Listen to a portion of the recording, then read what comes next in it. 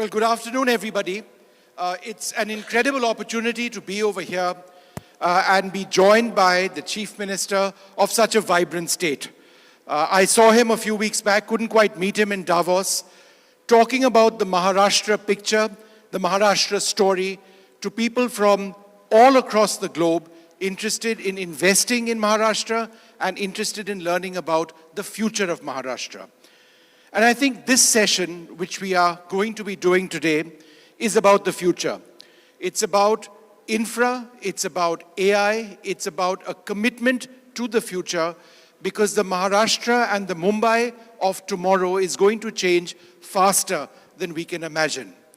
There are incredible global strands that we need to pick up on, because India and Maharashtra does not live in isolation. We are part of a global common, and we have to be global in our thinking. Devendra Fadnavis, the Chief Minister, is in a sense a futurist. It's wonderful to have him here. Sindhu Gangadharan, Chairperson of Nasscom, and Sanjeev Krishan, Chairperson of PwC India. Thank you all very much for being with us. So I could start with infra, but I think given what we are seeing in AI, and we've just concluded the AI Impact Summit in Delhi, but even in the last 24 hours, we are seeing so many dramatic changes. The valuation of companies going up and down, questions on data being asked. How ready are you in Maharashtra to deal with the impact of AI on jobs? Thank you for this wonderful question. And I think, as we all know, that the entire job market is changing after AI. First of all, we have started, AI adoption in our governance, because I think we want to make a very resilient governing structure, so that we are also future ready. And apart from that, we have actually assessed the impact of AI on different sectors. Especially we want our academia to be ready for this AI revolution, and that is why we are actually conversing more with the industry, so that we create a talent pool which is ready with the AI. So I would say that right now we are working on two strategies. One is adoption of AI in governance, creating all digital public infrastructure so that we pass it on to our citizens. And on the other hand, we are trying to make a good talent pool in AI through working very closely with the academia. Sindhu Gangadharan, there are so many over here who believe that any profound change as far as AI is concerned in India will impact us in the long run much more than other countries, given the nature of our workforce. Kristalina Georgieva, the IMF MD who I spoke to a few days back, said 25% of all Indian jobs within 2 to 5 years. It's no longer just a question of reskilling and upskilling. It's being ready to face these challenges. How do we do it? Yeah, I think a great question. In fact, a lot of the conversations that we've had during the course of today is exactly going in that direction. And I think one of the focus points for us is definitely not just about talking about numbers and scale of, because there is this conversation, or do we grow with scale, or do we focus on content, focus on IP creation, do we focus on core capabilities in terms of understanding certain domains? Because today, as we all know, AI can really help us solve some of the really complex challenges very quickly once we bring in that AI technology skills, but also the domain skills.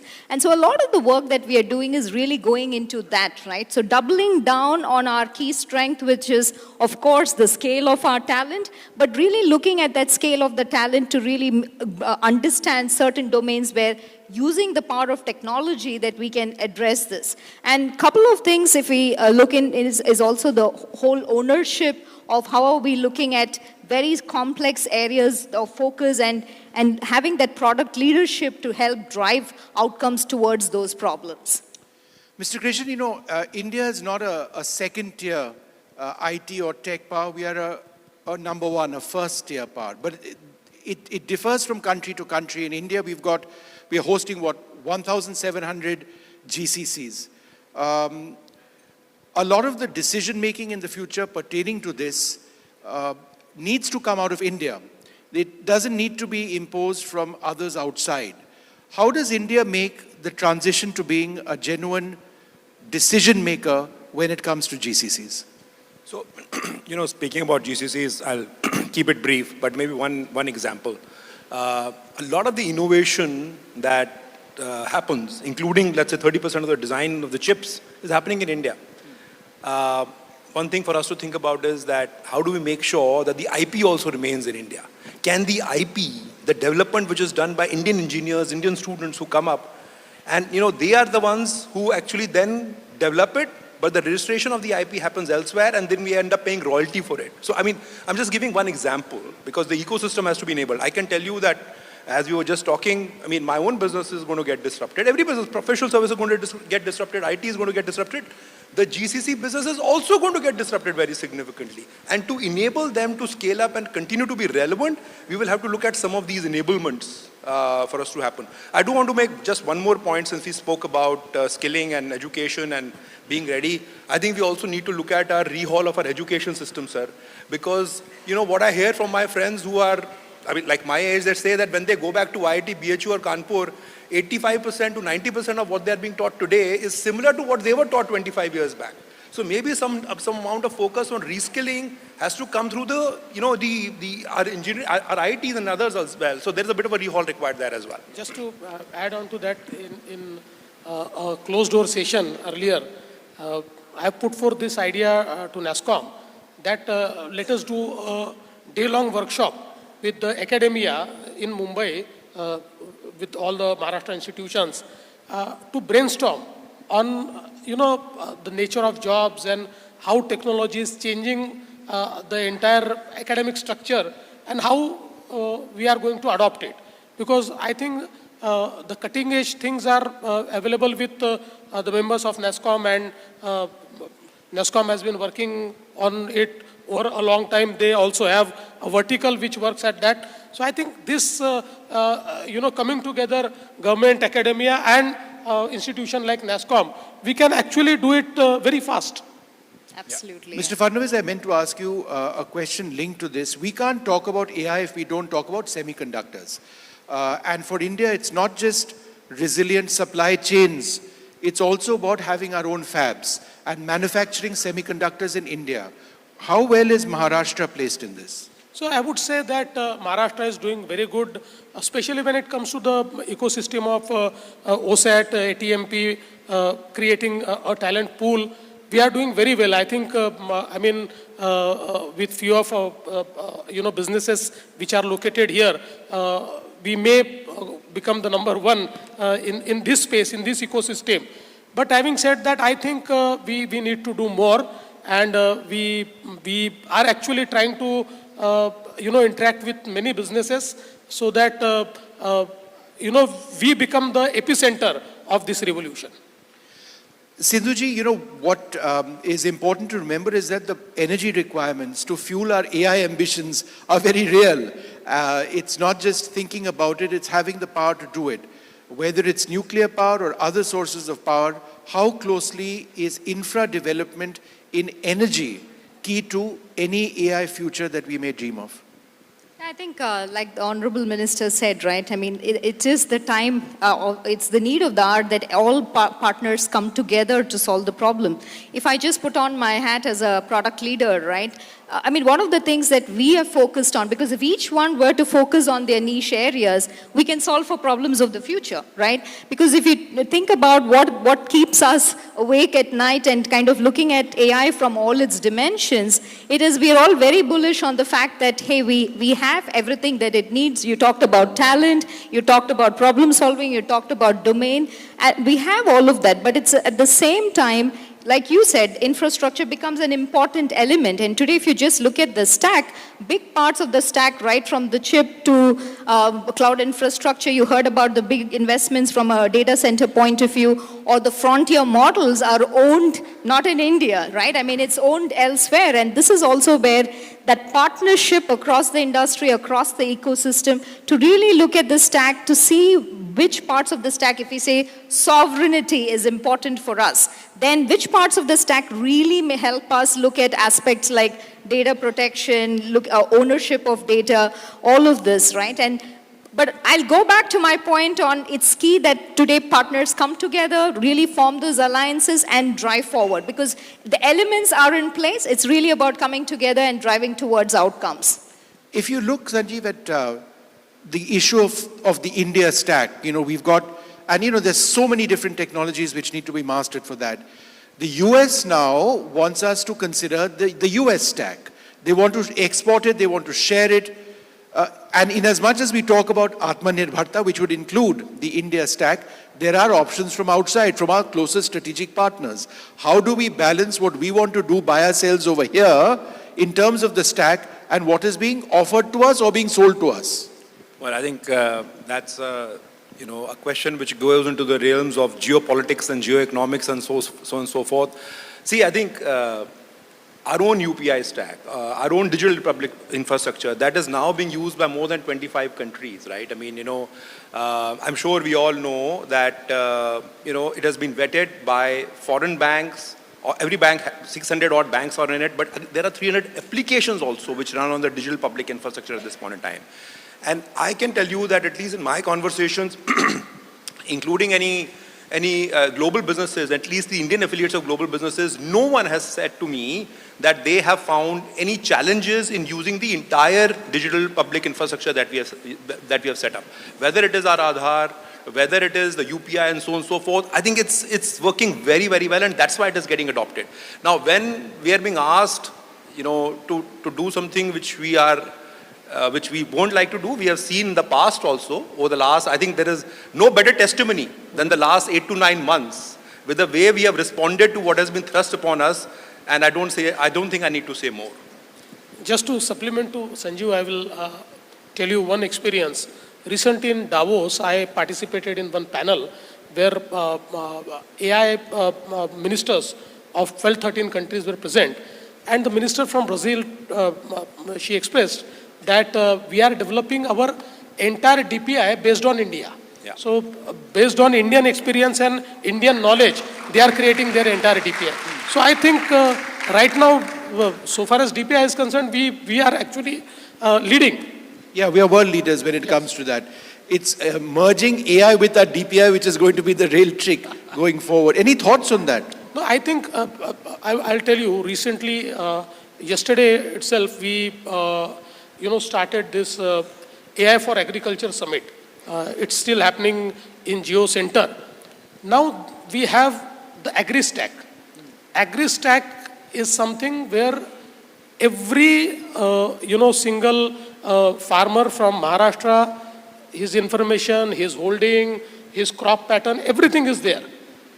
And we have Mahavistar. Mahavistar is our AI arm, whereby we have created a chatbot or a agentic, we have used agentic AI. And every single farmer now, once he is onboarded on Mahavistar, he gets his own agent. And everything, that concerns him is available there.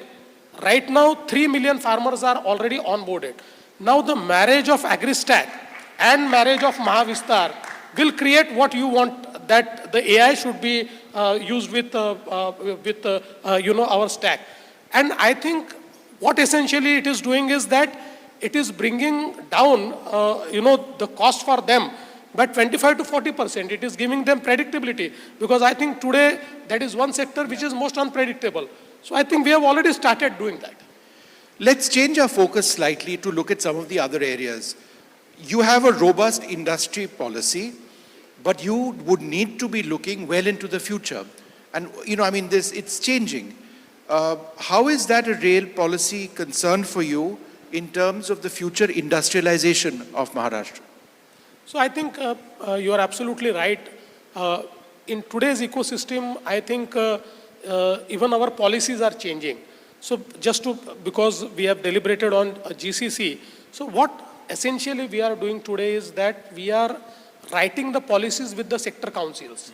So while writing the policy on GCC, we have involved all the different associations, all the different businesses who are into GCC. And now that has become the most dynamic policy. So the offtake has increased, and today our industry secretary was telling me that, and the reports have also come that Maharashtra, in fact Pune, has become number one in the GCC ecosystem. So I think that right now, what we really need to do is to work very closely with different industries. Now we wrote the logistic policy with the logistic council, and that has become a very future-looking policy, because you know that in today's world, when we talk of supply chain, logistic is something which is going to play a very vital and major role. Yeah. So I think that's what in the government now policy-led growth is our mantra. And all these policies are not written in silos. They are not written just in any room. But we are interacting with the business. We are understanding what the businesses require, and based on that, we are doing it. Now, the basic thing is that most of the jobs are created in MSME. That is one sector where we need lot of AI adoption. So now we are trying to create a policy around that, so that ultimately, MSME needs support from the government to adopt all the new technologies. We'll be working with Nasscom, we'll be working with CII, we'll be working with all the different sector councils to create a policy around that. Sanjeev, a lot of what the Chief Minister says is great and it's visionary. It will not work unless there is more private sector investment in all of this. It's not just his job to raise funds and to disseminate funds, but this is a problem. It came up in the budget as well, in conversations. So in terms of our shared future, whether it's industrial growth or AI tech-driven growth, do you believe the private sector needs to do a lot more in terms of investments? Well, certainly. I mean, if you look at the last 3 years, if you look at the budget of the last 3 years, even this year, 8.8% enhancement in the capex expenditure, I think the government has done its bit. I think the private sector needs to put its hand up. I'm proud of the part of the private sector, but I must admit, if you look at it, why there is not so much R&D in India? Why are we still at 0.6? It is the very reclusive nature of the private sector which has got us to a 0.6% of R&D. We cannot get everything. We cannot get incentivizations for everything. There can be incentivizations for a few things, right? So, R&D is a clear example, right? And it is so interesting that we talk about an Indian professor in Harvard creating something new, then giving that idea to an Indian boy or girl who actually then creates TAM out of it in the US market, and then people in India invest in that business. I think that infrastructure, that ecosystem needs support. Like we were discussing academia, right? How many private institutions actually support development? I know IIT Madras does it, some other IITs do it, but the kind of scaling that happens in overseas, etc., is something which is very, very important. So that's one part, because that develops the social infrastructure. Paying our professors well, encouraging them to come up with new ideas, that is very, very important. The second one, of course, is the physical infrastructure, which again is very, very important. I think on that one, I would certainly say, and I take the points around MSMEs, but I want to coin, if I'm not being too aggressive here, a concept of Mali, which is medium and large scale industries, because there is a lot of large scale. Apart from the 20 big business houses, there are these large, industries which have become big over the last 15 years. I think they need to be encouraged to be able to do a lot more. See, MSMEs also include micro, which is like a 1-man or a 10-man. What works for them possibly does not work for what I will call Mali. And that's where I think we have to encourage them, because many of them are looking at short-term numbers, what I have to respond to next quarter, and at times, as a result, we're not able to take long-term bets. But I think, Sanjeev, if I may just add to what you said, right, we all have a collective effort to change that mindset. You talked about also how do we bring this change into focus on R&D, focus on IP, what have the corporates got to do, right? And I think we all have a significant role to play in turning around that mindset, because you talked about the academia, industry, and government coming together. And as part of this, also our professors need to have those immersion programs. It's not just the students, right? It's also about, because many times when we hold these immersion programs for professors, they also understand, hey, how are we applying AI in the context of a real life use case? Because that needs to get back to the universities, to our young talent, so that when they go out there, they're like, oh, I need to solve for this problem, right? How do I get to a problem-solving approach? How do I create tech to address that problem? And that, I think, it's more of a mindset plus cultural shift that I think everybody in this room has a role to play to kind of change that direction. I agree completely. Right? Sir, I think one of our biggest problems across our country is that research and development is always backdoor. We don't value researchers. This can be in engineering, research, and pure sciences, and yet we talk about Atmanirbharta. In your vision for Maharashtra, and if you can name a few sectors where you are pushing R&D because there is no choice.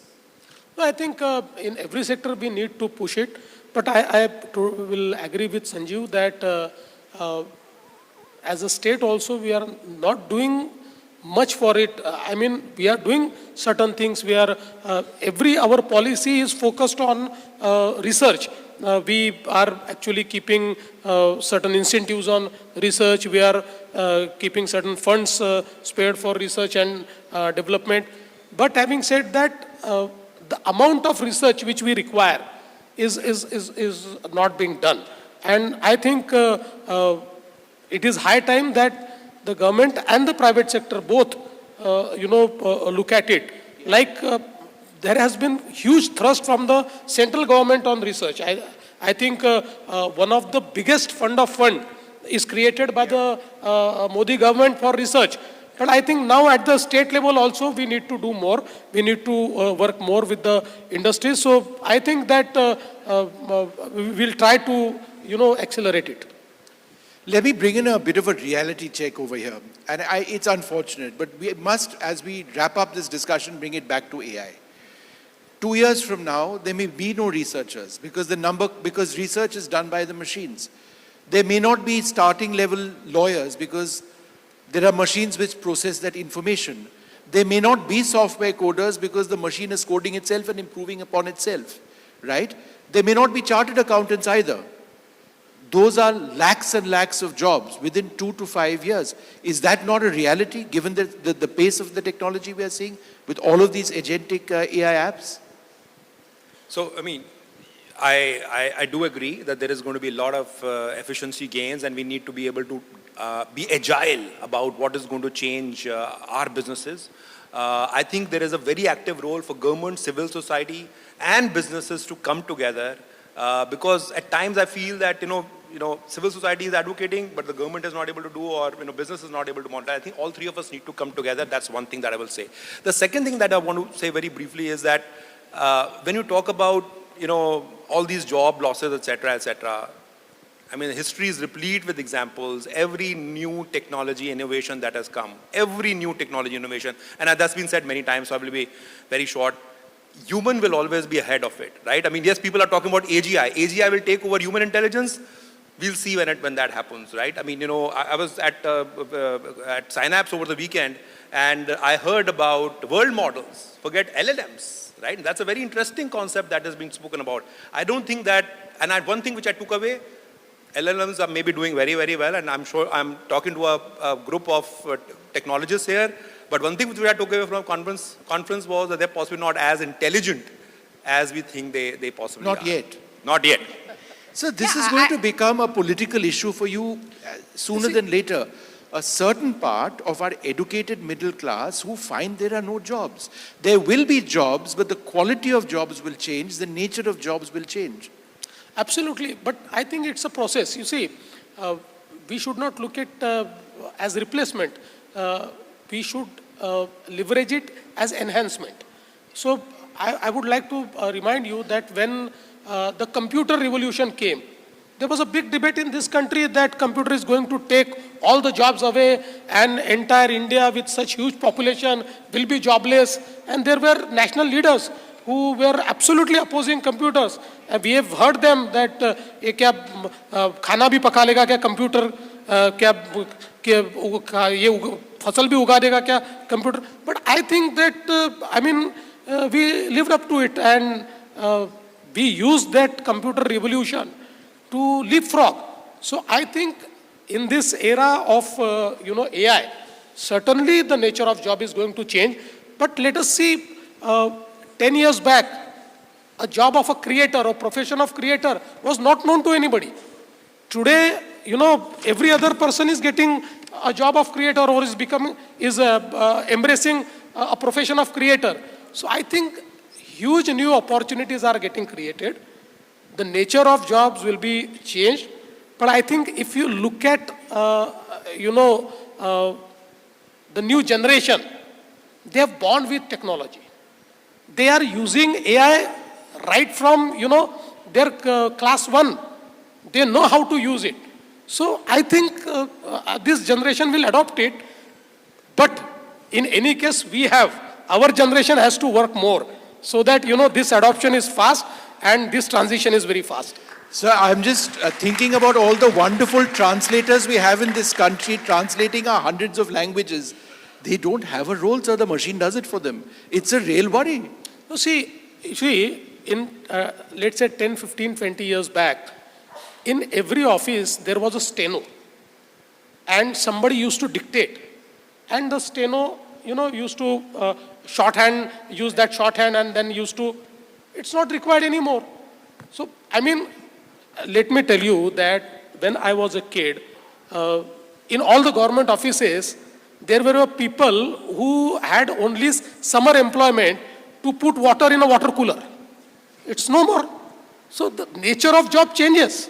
You have to adopt it. I agree more with you, Honorable Minister, because it's definitely displacement of jobs, but it's also an opportunity to look at new roles and new skills. And we just come from a strategic briefing where we said that the net employment creation is only increasing, right? So I don't have any issues when we're talking about new entrepreneurs looking at new ways to solve new problems, right? And new challenges which will improve the world and the societies that we live in. My problem will be only that part of generation who don't want to change. That will be the problem. Otherwise, no problem. You're looking at one old person over here. But look, Chief Minister, it's been wonderful speaking to you. This is a conversation we need to keep having, because I suspect the nature of the conversation will change in the years to come. It's not going to be this, because the future is extremely dynamic when it comes to AI.